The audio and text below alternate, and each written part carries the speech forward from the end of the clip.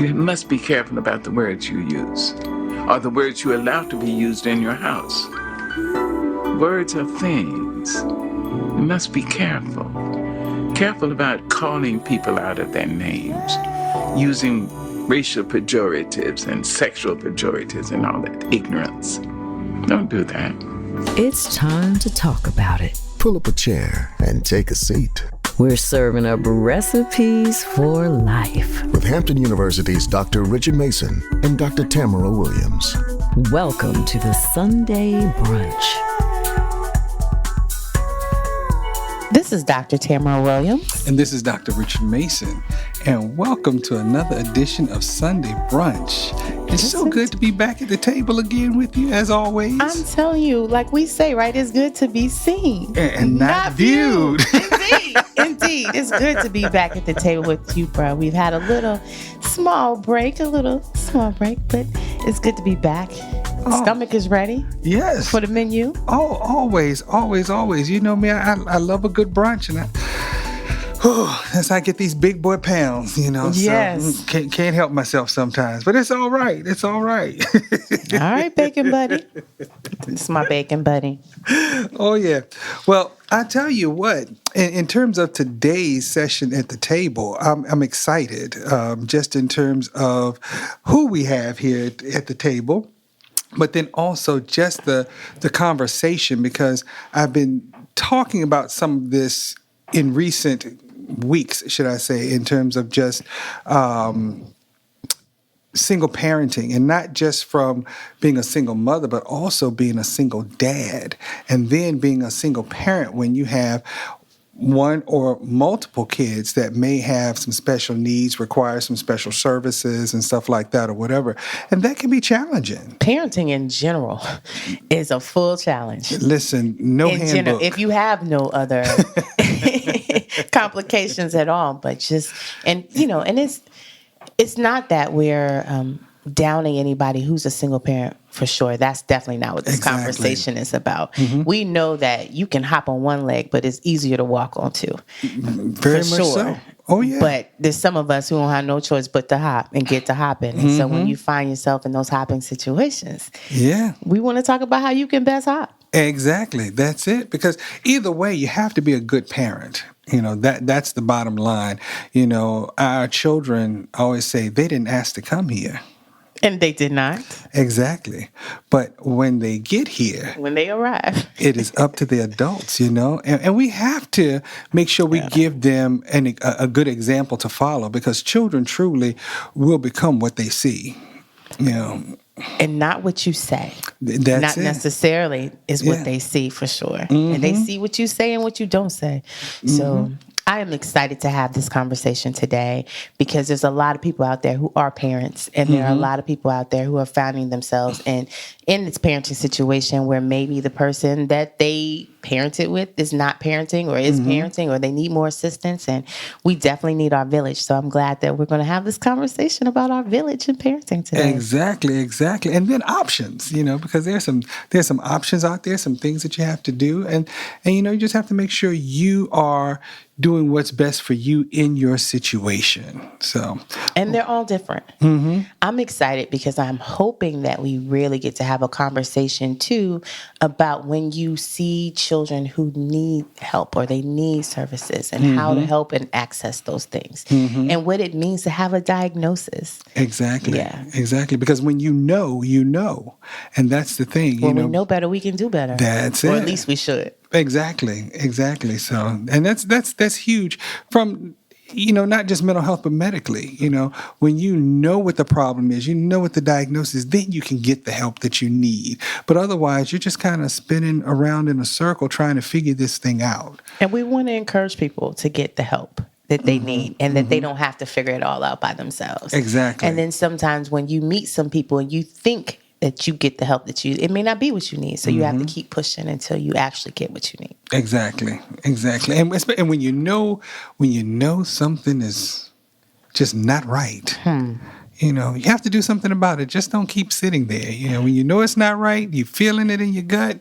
Hey, it's time to step up to the plate and look into those things. So, and there's no shame in that. So that's why I'm excited about this conversation, so that we can normalize the thought that if you need help, get help. exactly. If you know that something doesn't feel right and you don't want to continue with that feeling, then we have to do something about it. So I'm excited to have that conversation, because there's a lot of parents who they maybe never have experienced anything like that before. They have other children. They may have never experienced a situation with their other children. So when they have a child that may have a special need or a challenge, they don't know what to do with that specifically. Exactly. And there's no book to parenting. You need training for everything else in this whole wide world. For any other job, you have to have training, but there's no training that's mandatory.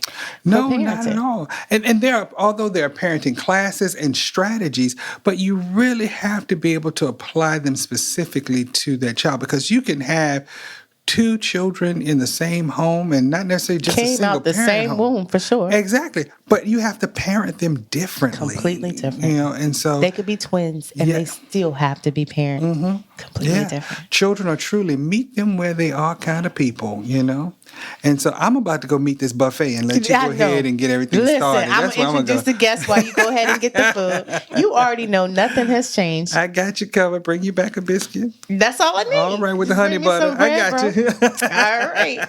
So here at the table today, at our Sunday brunch table, I am so excited to have Adriana Bazemore. Thank you. Welcome to the show. Welcome to the show. Thank We're you. excited to have you. We want to hear more about what you're doing. We want to know more about your parenting style and more about just you. Well, as she said, I'm Adriana Bazemore, born and raised in Hampton, Virginia. I'm a proud alumni of Hampton University. Okay. Yeah, all right. Okay. Well, since you're born Our and home raised by the sea. in Hampton, yes. Well, since Yes. you're born and raised in Hampton, Virginia, you got to start before then for Okay. the local. So before you got to Hampton University, where? I went to Barron. Okay. And then I went to Eton. Okay. And then Eagles. Kickingham. Okay. And then Hampton. Okay, Warriors. All Okay, right, so she went all the way. She did not kid you all the way All the through way back. elementary, middle, and high school and college. All right, Yes. let's hear it for Hampton City Schools. Okay. Yes, Plug. absolutely. Yes. Absolutely. And like I said, born and raised here. After graduating from Hampton with a BS degree in business management, I started working in the business sector. Did that for a little while. And then I said, well, I started having children. And then I wanted to be home with them more. So I started teaching. So I would have the summers and the holidays off. And then after my... Teaching, meaning like... And I taught private school. Okay. Okay. I taught 4th and 5th grade in private school. And then after my third child, I went into real estate because I wanted to be the parent that was in the parent pickup line. And I wanted to pick my children up from school as well. Okay. So I said, let You me were find feeling brave, weren't you? I'm me. Ambitious. I was. Entrepreneur. Yes. I've been an entrepreneur all my life. So. There you go. Yeah. I'm just talking about being brave to want to go in that The parent parent pickup line. Because you have already told people you can't do anything about the parent not pickup one line. Yeah, Not one yeah, thing but about I that did it parent for pickup years, line. and I enjoyed it. Just to see their face when they jumped in the car, it meant everything to me. So for the last 20 years, well, actually next month will be 20 years. I've been a realtor. Oh, wow. That is And- awesome. Yeah, Awesome. thank you, and I absolutely love it. And I have 4 beautiful children, which are all grown. And let's see, I'm gonna be there one day. Yeah, it goes fast. It goes really Yes, fast. it does. Yes, so it does. enjoy it, and I absolutely love being a parent. And so, and here I am today. Well, listen, tell us a little bit about the real estate market first, Okay. and then we want to Okay. jump into just the whole parenting thing, because I know you changed your direction as far as career path because of where you were with your parenting. So tell us a little bit about your real estate career first, and how has that helped you as a single parent? Okay. Well, I actually took the real estate class when I was at Hampton. And I did that because my father was a realtor. And after I it's in your graduated, blood. it was in my blood. Yes. So I think it was maybe 13 years later before I actually decided to take the course and start my real estate career. And I did that because I've always wanted to be a stay-at-home mom. After my first child, I just wanted to be at home. And And at the time, I was married. So, of course, in this day and time, it takes two incomes. So I had to continue. 2, 3, 4, 5, Yes. 6, 7, 8. So I had to continue working. However, I was able to, in 2003, I was able to start doing real estate full time, which was wonderful. And I was able to take my children with me to work and be there be the parent, the classroom mom. And it was wonderful. Able to work things around my schedule, because as a realtor, you are your own boss. Even though you do work for a particular company, you still make your own hours.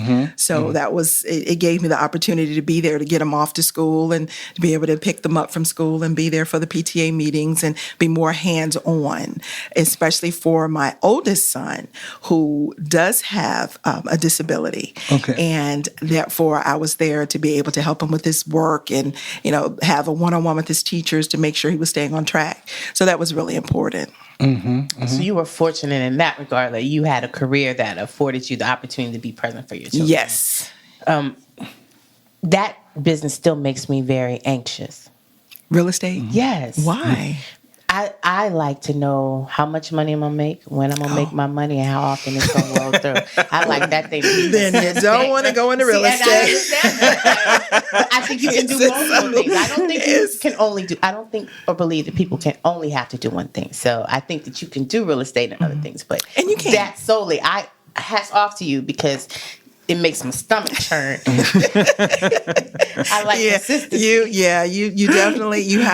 definitely have to work hard at it if that's the only income that you have. Yeah, because it's not where you're going to get a paycheck every 2 weeks or every week. Or every month. Or every month. Or every 2 months. Nope. There have been months. Let them know. Yeah, if there have been months, I didn't get a commission at all. So, right? Yeah. It's not like it is on HGTV. Don't let them fool you. Right. You're not flipping it like that. No. Okay. No. I was talking to a realtor though, and I remember him telling me, just in terms of balancing and budgeting. Sometimes it's a matter of looking at your budget for the year. The mindset is, I was able to earn, say, $100,000 in commissions last year. So that's kind of how they plan their budget or whatever. Year. And so each month, the expectations, it doesn't matter. If I get a commission of $20,000, then I know that I'm only going to live off of $5,000 this month because, I'm not going to spend all $20,000, because next month or the next 2 months, I may not have anything coming in. So it's just a matter of kind of gauging what you plan to bring in, because of course, looking at your historical sales or whatever, I guess, and moving it that way. I said, well, that's no different than those of us who may get paid once a month. Right. You just have to learn how to stretch it. Right. It's a little different, bro. And you have to remember to take your taxes out too, because it's 5,000 doesn't mean it's 5,000. Right. So let them know. Yeah. You still gotta pay Uncle Sam. Yeah. Yes. So you still have to be real careful with that. But it's a lucrative business, but it is a business, and you do have to work it. You've got to get up every morning and start from ground zero, just like you have nothing. And you have to get out there and you have to work it. It's a people business. So it's a numbers game. You have to just get out there and talk to people. Right. Yeah. What about the stress? High stress? Well, did y'all hear the Listen. Let me say this, because I'm a managing broker as well. Okay. So I have what's the difference? Well, a salesperson, you have two different types of license. You have a salesperson license, you have a managing broker license. So a salesperson license, you're really just listing and selling and working with rentals. With a managing broker, associate broker's license, you're actually responsible for all of the agents that work within your company. So right now I have maybe a little over 70 agents that I'm responsible for. So you want to talk about stressful. Making sure that they're following the rules, that they're doing what they're supposed to be doing. Yes. You're managing 70 adults. It's about, yeah. But I love my job. I love being able to help them. I love being able to see them grow. I thought the children were stressful. Listen. No. When it comes to in and out of homes. When it comes to adults and their money, honey, yeah. Hey, you know people do not play. Right, right. So, I have to make sure that they're being compliant with the state of Virginia. Okay. Make sure all licenses are up to date. Make sure they take all their classes. Make sure their contracts are written correctly. And make sure they're taught correctly. So the stress level for me is a little different because not only am I dealing with them, their transactions and the agents on their side and the brokers on their side, but then with my transactions, dealing with the stress of that as well. So, yes, it can be It's quite not for the faint at heart. No, no, it's not. It's not. But you're built for that because you seem Obviously. genetically. Your father was this. Yes, bless his heart. Yes, yes. He prepared me well. I miss him, but he prepared me. For such a day as this, All right. So. Well, listen, when you talk about the stress, and then on top of that, being a single parent, how tell me a little bit about that. Well, when my children were younger, I've been a single parent now for about 12, 13 years. Okay. So they were much younger when I went into, started the business. So they know that there's always a rule when mommy comes home. I have to sit down for at least 15 minutes. Just let me sit and 15 is all you need. 15. I have to because then they were younger, so I had to, I had to tend to their needs. Yeah. So they would know, okay, mom, 15 minutes. So, it was. After that 15 minutes, I was okay. I know I had no choice but to get up and keep moving. And even now, I still have no choice but to get up and keep moving because I still have 2 at home. So. Even though they're adults. They're adults. People but don't understand that parenting doesn't end it does after not 18. end. No. Even my 30-year-old. Parenting does not end. Ooh, wait a minute. That's a whole nother conversation. Yeah. 30, I'm going to need you to fly, bruh. Yeah, they still need us. They still need us. Absolutely.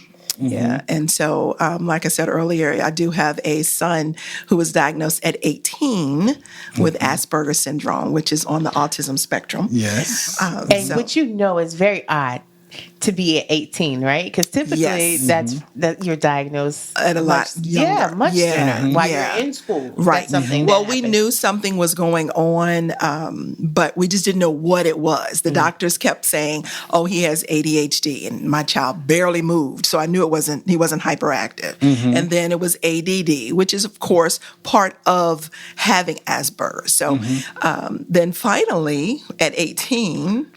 He comes to me and he said, "Mom, I know I'm different.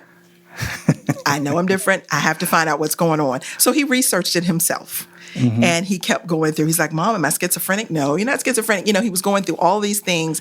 And I said, "You know what?" He did finally find Asperger's. And we were reading through everything that, that went along with it. And I said, "Well, you know what? This may be it. So let's call Dr. Mason and see if we can find out." So that's what we did. And we set up an appointment with him and come to find out, that's what it was. So at 18, which we've lost a lot of time. A lot of academic time, social, emotional growing definitely, time. Definitely. Yeah, and he was a loner. He didn't have friends.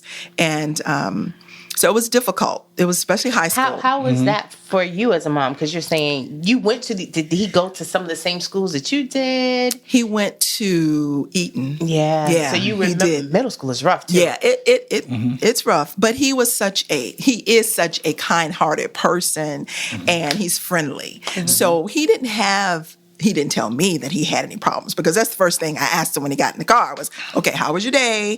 Did anybody bother you? Do I need to go talk to your teachers?" So that was a running thing every day. And we got through high school. He started at Phoebus. Ooh. Because he is a computer person. So he went to the academy at Phoebus, and then he left there and went to Bethel. And he actually graduated with a 3.0, which in elementary school, they told me to put my son in special ed, and I refused. And I talked to the head of the special ed department, and she's not there anymore. Of course not. And she told me to put him in the 504 program. And a lot of parents don't know about the 504 program, and that follows them all through college. So that's what we did. And he just recently graduated from college with a 3.1. Okay. And the 504 program That's a strong helped. B average. Yeah. Yes, indeed. Yeah. So you were an advocating parent. Most definitely. And that makes a big difference. So even in a place of still being a single parent, you were an advocate. I had no choice. You know, I had to fight for him. So I was reading and studying and finding everything I possibly could, joining groups with parents that had autistic children, and being a support for those, even my friends that now have autistic children, and they would call me for advice, and I would talk to the child, even though I can't diagnose them. It's just certain things that I could see that I said, maybe you should go and talk to someone. But definitely, to this day, I'm still fighting for him. I have to. He's 26 years old, and I'm going to fight for him until I can't fight anymore. You communicate for him in ways sometimes that he's not able to really express for himself. Yeah. Right. Well, when you have a special needs kid, I mean, that is the reality. That's it's a lifetime. That's a lifetime commitment. It is. Yes. Even though you work towards teaching them how to be independent and to live and function independently, you're still kind of watching over them because you know that somewhere there's a blind spot. Right. Right. Or make sure no one's taking advantage. And that's of the them. biggest thing. We had that conversation the other night because he said, well, Mom, I think once I get a job, I'll have my own place by January. Ooh. And I said, okay, you can do it. I know you can do it because you know how to pay bills. And so we just got to work on washing clothes and making groceries. But other than that, he's good. I said, my only concern is people taking advantage of you because you're so kind-hearted and caring and trusting. So that is really one of the biggest things that I have to work on. And he sees things very black and white, totally right? So, differently. Yes. Totally differently. We'll have a conversation about what's going on in the world. And he's like, well, Mom, not everyone's bad. They're good people in this world, and you never know what's going on with them. So, he thinks different. He thinks differently. Yeah. He'll have to find his circle. And one of the things I look at, once you find your circle, you'll find a circle that cares just as much as Mom. It's just a matter of finding that circle where people will then look out for him as well in that regard.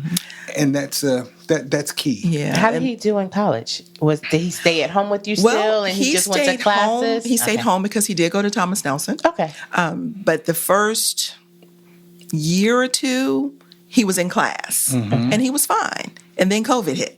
And then he had to stay home.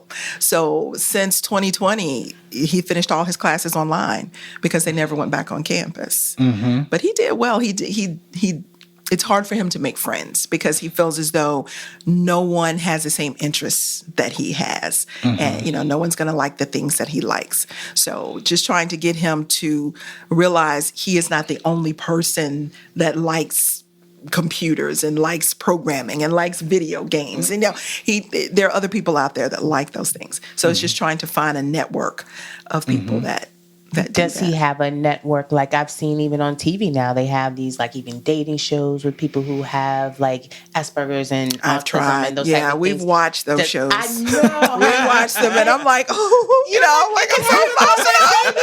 Yes. So I wonder, does he have like a network of friends? He that does have, not. Okay. He does not. But it is my goal to actually start a program with adults that have Asperger's.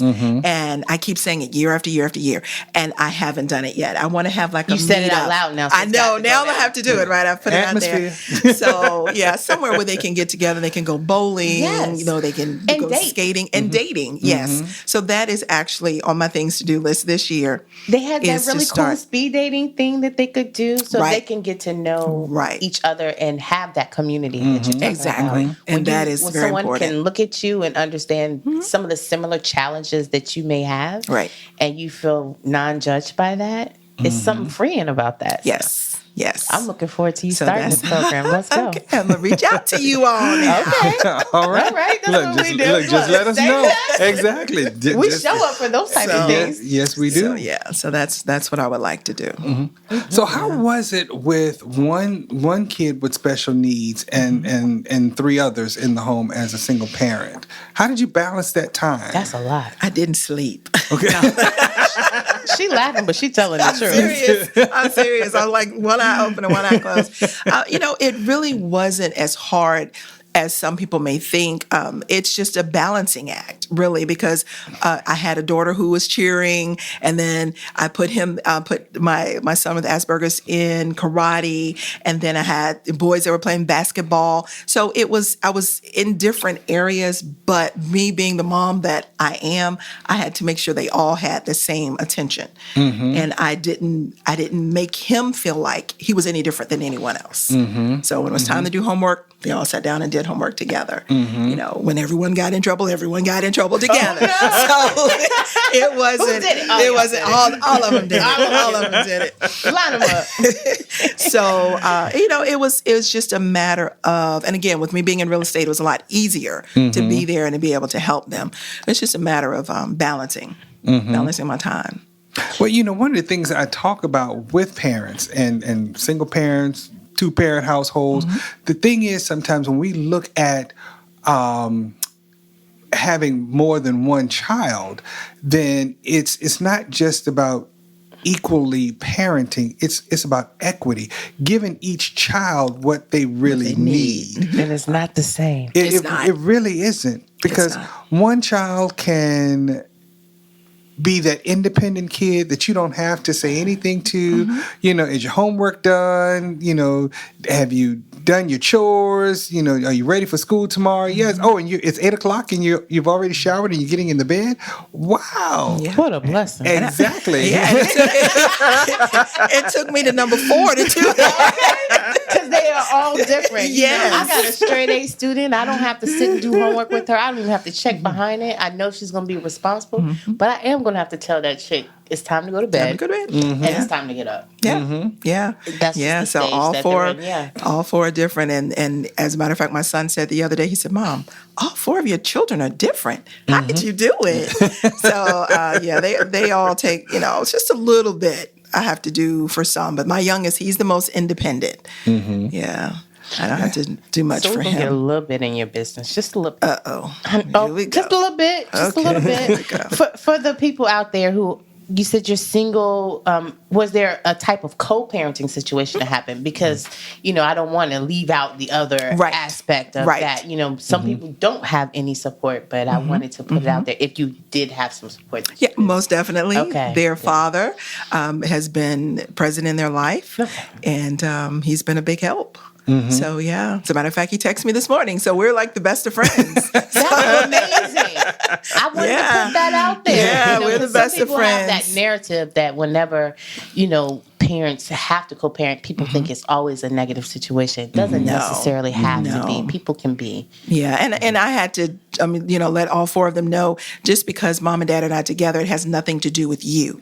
It was just, you know, mom and dad are better as friends than we were married, and they respect that. So.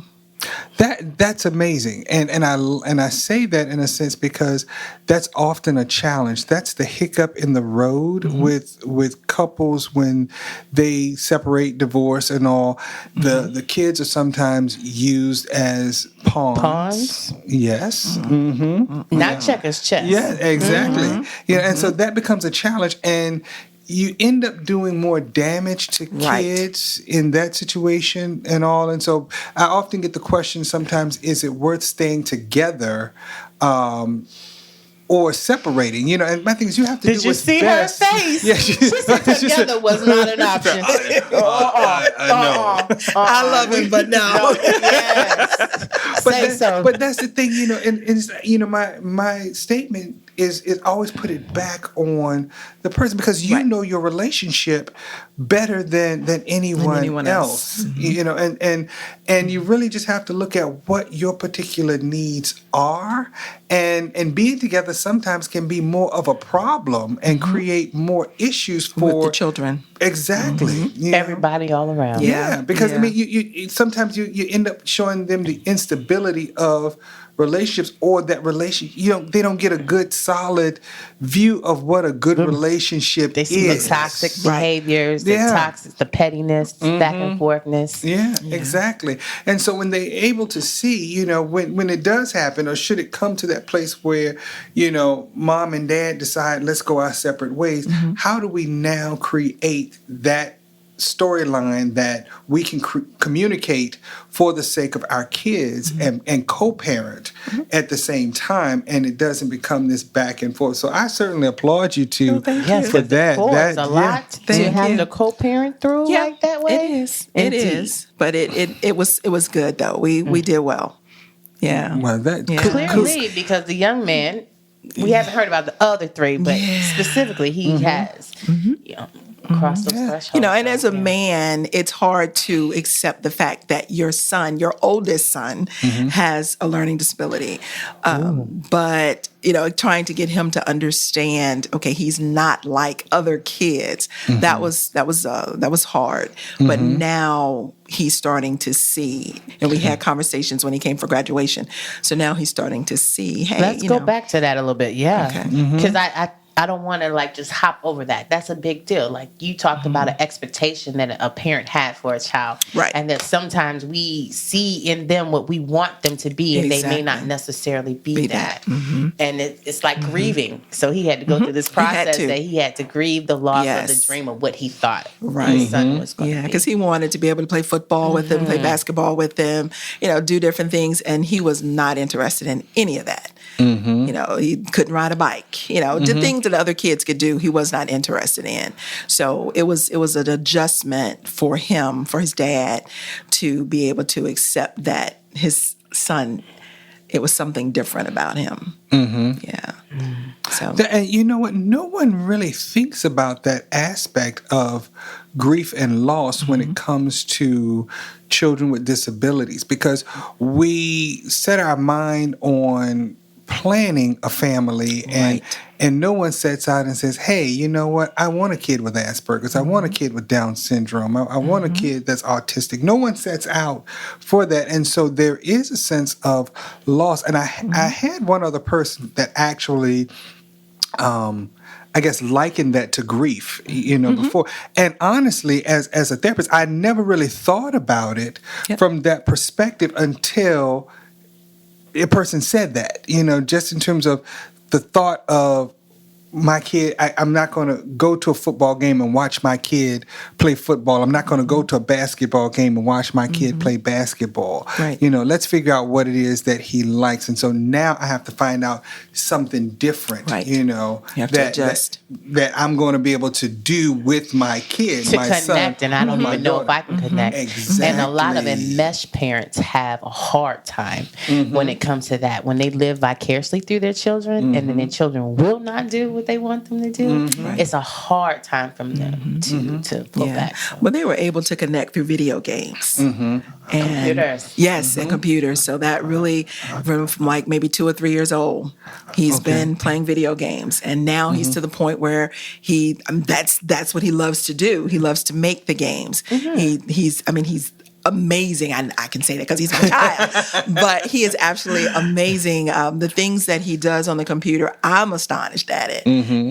So that was their way. He found his gift. His He found niche. his And yes. a lot of kids who are autistic and Asperger's, they have those things that they get fixated on, and they're great. It could be math. It could be even They things are like trains actually and tracks. yes, they're actually called little Einsteins. Yes, So we've done a lot of research, and there are a lot of people in the world that have contributed to a lot of things that we use on a daily basis. Yes. That have Asperger's. That you would be surprised. And that's why I wanted us to have this conversation too, so that we could normalize just even that title. In the Black community, a lot of times we shun titles or stigmas attached to titles, and we don't want to have labels because we think that means we're less than or there's a problem there. But I just want to normalize the fact that everybody has something. It's just what are you dealing with it and how you're going to adjust. And so I'm so happy that we're normalizing the fact that there are other people out there with Asperger's, and they do just fine if they have the resources that's necessary. That's the thing, being able to find the resources that they need. Yeah, and a support. And they're out there, and the support. Exactly, a support system. Get off my plate. And Well, that's why we're twins. That's why we think alike. We couldn't have these conversations if we were not on the same page. And then and also the parents of the autistic children, they need support as well. Yes, Because it's hard. And the siblings. The sibling, yes. Yeah, because they don't understand. They don't understand why they're in a room talking and laughing and playing, and he's in his room by himself. He doesn't get the jokes. He just He does not doesn't. get the jokes. He doesn't get the body language that sometimes people give off. That's a part of having his diagnosis. Exactly. That's why he feels different sometimes, right? Because people are laughing. He don't know. He has no why are you idea. laughing? He has no idea. What's so funny? Because that didn't seem funny to me. And that's exactly how he is. So it's interesting to see them together. And then he'll say, "Mom, just imagine what it's going to be like 10 years from now when they're bringing their children home." I'm like, "You're going to get married? You're going to have children?" So just trying to keep him encouraged. But Is that a conversation that he's had about dating? oh or- yeah, he's ready. He's ready now. At first, he didn't think he was, because when you're autistic, you're at a different level at different ages. So now, even at 26, he's ready. He's ready. So that's one of the reasons I want him to be able to meet more people in the community that share things that Ooh, that God he help likes. you though, because I know you're gonna be watching like a hawk. Oh, most definitely. I'm that mom. Yes. And I have 2 other boys. So yes, I'm that mom. About to say, And a she had- daughter. she had 3 boys now. You think about it. Yes, and they're all 6 foot and taller. So yeah, they're big boys. So Yeah. moms and their boys, and that's already a given. Yeah, So I love my daughter, but She's probably watching them too. oh, most definitely, she's a little mama. Oh, she's definitely a little mama.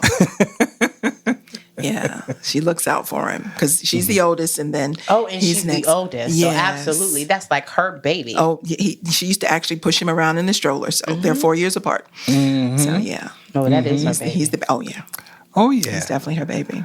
well that is awesome. That is awesome to see how you have been able to balance everything. You've been able to maintain that support system with dad and all, and still keep that career going.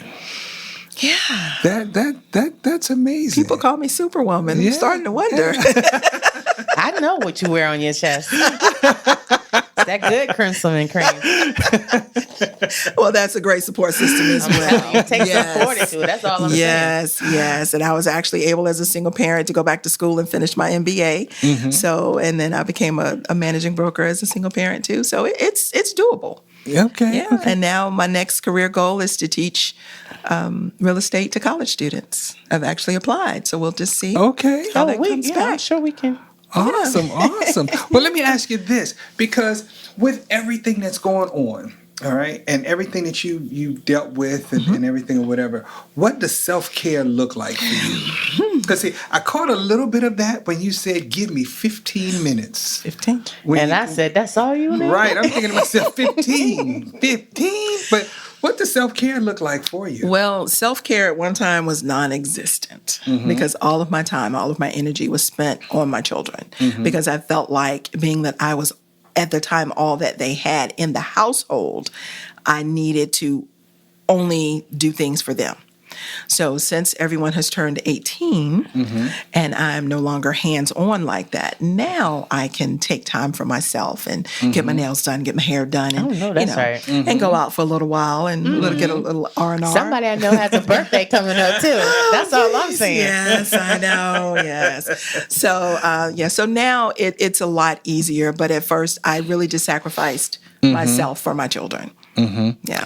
And I know that sometimes parents, I'm not going to say not necessarily want to hear that, but as a parent, there is a certain level of sacrificing that has to occur. It does. Because as a parent, you have to make sure that your kids are in a good place. Period. That's your responsibility. And that's a responsibility we can't pass off to the schools. We can't pass off to the churches. We can't pass off to the mentors in the community. This is your responsibility as a parent, and you have to be there. And I don't want to sound preachy or anything like that, but that's a challenge. You said too late. Let the church say amen. All right. But it's a requirement. Right. Yeah. And that's the piece of it. I know sometimes when parents bring kids in, and I normally will meet with the parents first and then meet with the kid. And that's every session. And, some parents come in, their mind says, Doc, I feel like I'm in therapy. And it's like, well, you are. That's right. You can't help the child and put them in the same environment. Exactly. Right. There's zero help for That's children. right. That's it. So sometimes the parents need help as Most well. of the time, the parents are the problem. Let's go ahead and say that. Yeah, depending on the Because the kids situation. didn't get there by themselves. And most of the time, it's the parents that is a challenge, or they're making it worse than it could be. It'd be helpful if they knew what to do sometimes. Sometimes people don't even know they're making it worse because they don't understand that dynamic. Yeah. It's called own your mess. That part. Right. And we can all do things a little bit better. You may be doing it pretty good, but guess what? You have to look at what your role is in any situation. And like I said earlier, children become what they see. Right. There used to be a time of do as I say and not as I do. That doesn't work anymore. No, it doesn't. I'm not sure it ever did. I was going to say, it didn't really work Because better. they're watching everything. But they They're used watching it, though. everything. They did it. They use it, though. And when I want you to have an opinion, I'm going to Yes. give you one kind of That's it. generation. And I had a great role model because I was raised by a single mom, and I had a great role model. So I wanted to be a role model for my children. That was so important because I would tell them, when you step out of this house, you representing me. that part. And you have to make sure that you're on your best behavior. And they'll always say, we know, Mom, because we have to come back home to you. So they know, I was a disciplinarian, but at the same time, I was still loving. I just didn't, especially with my boys, you have to kind of have hands-on with them in this society. So it was very important that they saw a good woman in the household. And that's what I did. And same thing with my daughter. I wanted her to have values of a good woman. And all of my children have. I'm so proud of them. I am. Can I talk about my children for just a little while? I was just about to they are ask you, just can wonderful. You start with the oldest? Oh my goodness! Because you said you talked about your boys. But Yes, a little my shout princess. Out, yes. My princess. Yes, Ashley. She is thriving and living her best life in Atlanta. Okay. She is the men's department manager at Lenox Mall and Macy's. She's doing an That's my old excellent stomping job. ground. Yes, she's loving it. And then, of course, with Anthony, 26 years old, he just graduated from Thomas Nelson. It's Virginia Peninsula Community College now. They're emancipated. Yes. Shout out to Dr. Porter Brand. Yes. And so he graduated with a degree in computer science with a concentration in not forensic science. That's the other child. What is it called? I can't even think of it now.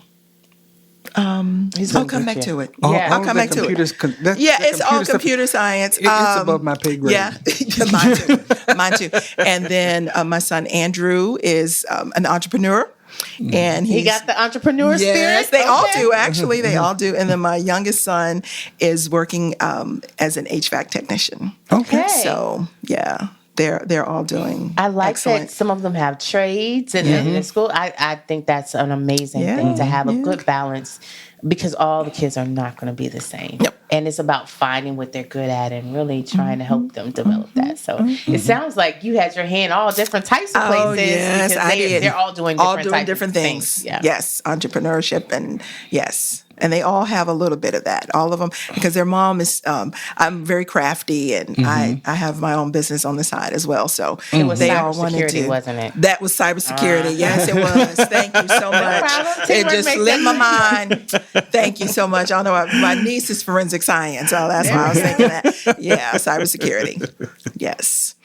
So That is those awesome. are my 4 heartbeats. But you also said something earlier, and you said your mother was a great role model. Okay, now I can say this because I do know her mother. Her mother's cooler than the other side of the pillow. She's good people. You do know her mama. Family. Let That's me tell- good I've people. met her mama. Yes. Oh, you know I about sure have. That's right. I sure have. That's She's sweet as right. pie. Good people. But that gets into, once again, your village, that support system that you have. And one of the things that we don't recognize, and something that we've gotten away from in some aspects, just in terms of the support system that we have, mothers, helping with their grandkids and so on and so forth. Not necessarily raising, but being a support system. Oh, yes. You follow me? Being that role model. Because if your mother wasn't a solid role model, you could have said, okay, I'm divorced. I'm done with these kids. Mom, That's you right. take them. And then grandma And we've becomes the seen parent. that happen. Exactly.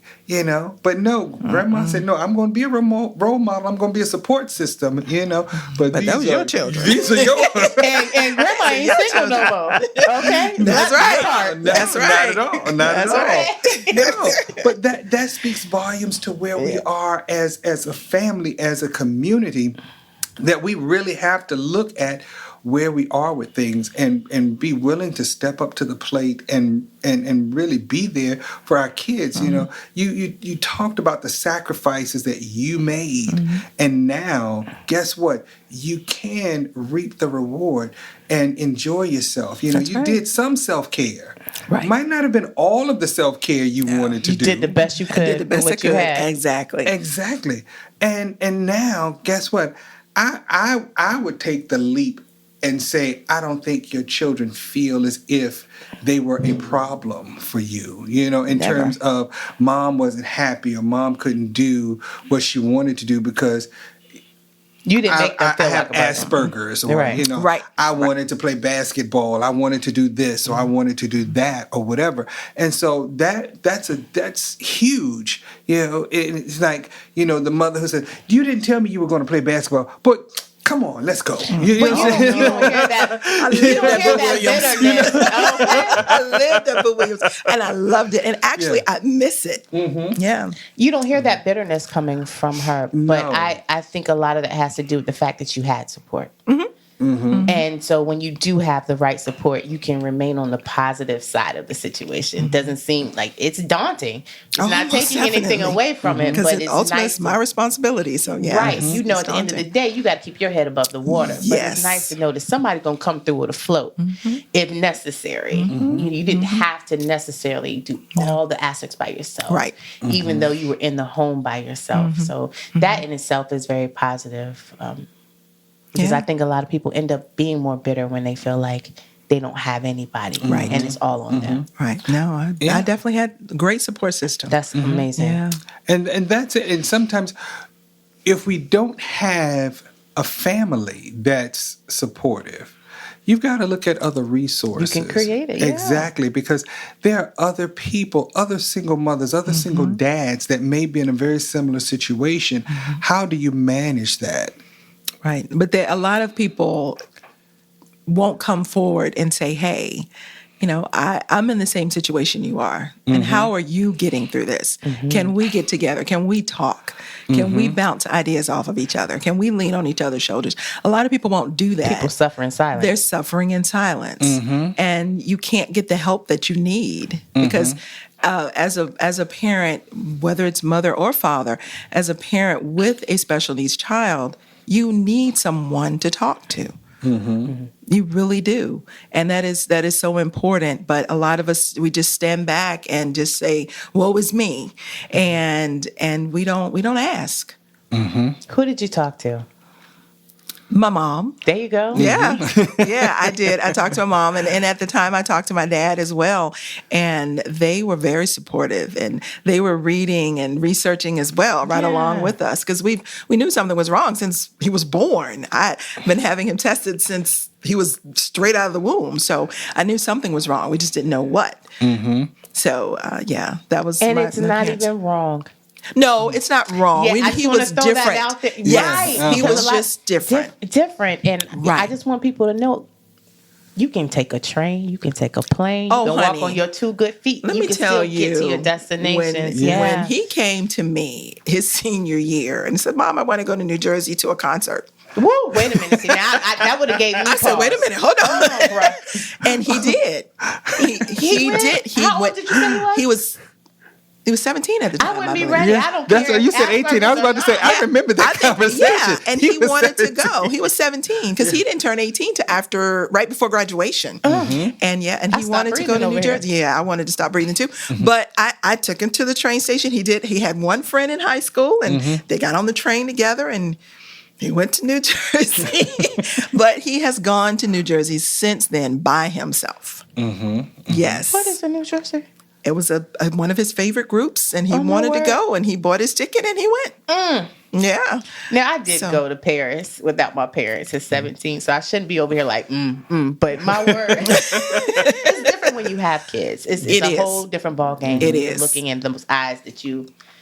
But he would not have even wanted to take that leap if he did not feel supported. That's my guess. Yes. That is my guess. And that's where working with parents, you may not agree, and there may be other ways of doing things, but you still have to be able to support them. Because if you don't necessarily provide them with some kind of support and hear them out, then they'll stop talking. They'll stop telling you things, and then they'll will. start sneaking around and doing stuff like that Anyway. behind your back. And that's the thing. You want to build that support system, not necessarily constantly giving in and letting them do what they want to do, per se, but you really want to make sure they feel supported. I hear you, I see understand you, and I see you. Now, let's look at this, okay? Because if it was a situation where you honestly felt like he wasn't ready, the mindset would be, okay, maybe let's see if they're coming closer than New Jersey. Well, are they coming to Virginia? Let's try a concert in Virginia. Can I Somebody drive else you you like. there? You know? He was ready. They cannot be your Uber baby. He was ready. He really was. He goes to all the concerts around here by himself, and he's fine. He's confident in himself, and he knows what to do. And I have to put in a plug for you. I'm sitting here, Dr. Mason, listening to you, and you were the one that actually diagnosed him as having Asperger's. And I remember his sessions with you, and you had put him one-on-one with a gentleman, and I can't remember his name, and he would come pick him up, and he would go to the mall and do different things. And that really showed him that he could do things without mom, because it was everything was with mom. So it is important as parents that if we think something is a little different, to talk to a psychologist. Take the child, let them talk, because they may not talk to you, but they may talk to them. So that's my little plug for Dr. Mason. He has been absolutely wonderful. He really helped us through that time, because it was a shock to me as well that now here I am, a single mom with a child with a disability, and now what do I do at 18? At 18, when exactly. when he's an adult and there are not as many services for adults as there are for minors. So it was a different world. So I thank you. You're welcome. You're And welcome. I can always count on you if I have a question. Listen, you hear what she said? Take my calls. Yeah, take my call. No, but the plus was, like I said, it was just your supportive nature, Thank you. that really made the difference. Because some parents would have just said, "Hey, listen, this is what they told us a long time ago, and this is what it is," and left this it is at what it that. has been for 18 years. So you listened to him, because that was the thing. He talked about being different. He never said what he thought it was.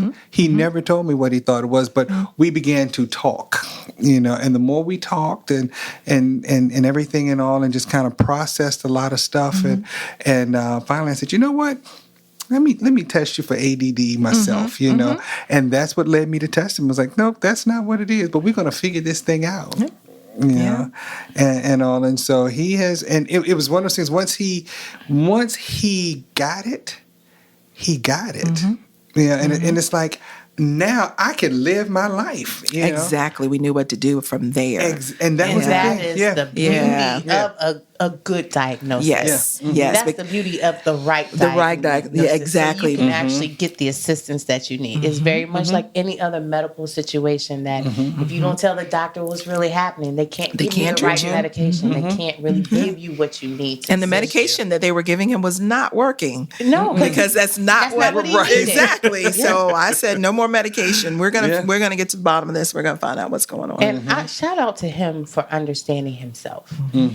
Because people do not give children enough credit for knowing how they actually feel. Right. They want to tell them what they should be feeling Right. in those moments. And so shout out to him for being able to communicate. Because even having Asperger's, he may not have had the word specifically, but he found a way to communicate to you specific that this is not.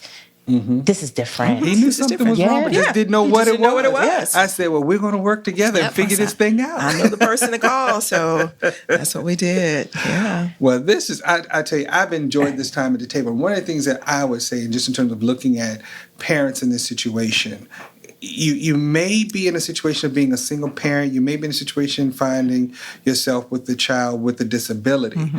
But that doesn't necessarily mean that life is over. Right. You know, you just have for to you make as sure. a parent or the child. Exactly. That's exactly right. Exactly. And so what I've heard today sitting at the table is, one, being organized. 1, 2, you have to have some self-care. 3, you got to be willing to open up and talk to others around you. That's right. Closed mouth don't get fed. Exactly. You can't sit in isolation and deal with this situation, because I promise you, and this is what I always tell people, your situation may be different, but there's someone under the sun that has actually been through something very similar, if not the exact same thing you're going through. You know, and so you can glean off of others and grow together. Because one of the things we always talk about is just normalizing certain situations, so that, one, as a parent, I'm not losing my mind. That's right. I saw what I saw. I saw what I saw. That is what I think that is. Absolutely. Yeah, that's it. And that you're not by yourself. Right. And that's Because what's so important. It's the You're embarrassment not. or the shame that comes along. Like, what's wrong with me that I'm the only person that is experiencing this? But we just want to put it out there that you're not the only not the person only experiencing this. You won't be the first, and you surely will not be the last that is out there. And that you just got to get help. Exactly. Find your There's no village. shame in needing help. The shame comes in when you know you need help and you don't refuse to get it. That's right. It's available right. for you, but you just don't want it. Exactly. So find your village, you know. That's right. That's That's what I tell important. folks. Call on your mamas, your daddies, your cousins, all of them. Create them if necessary. Exactly. Family is not defined by blood. There you go. Exactly. Well, I've certainly enjoyed this time at the table. Well, I thank you all for having me. We'll definitely have to have you come back. Do tell people how they can find you. Well, If they need a house, if they need a home. yeah, I'm the managing broker for Keller Williams Elite Peninsula, and you can reach me there, or you can call my cell phone. Do you want me to give them my cell phone number? Do you want to give them this? That is the question. I will be more than happy. Go It's for it. 757-286-5310, and I'm available to help. All right. So find your home and find your good village. Well, I am Dr. Richard Mason. I'm Dr. Tamara Williams. And thank you once again for joining us right here on WHOV Smooth 88.1. The essence of HU. Keep you forward.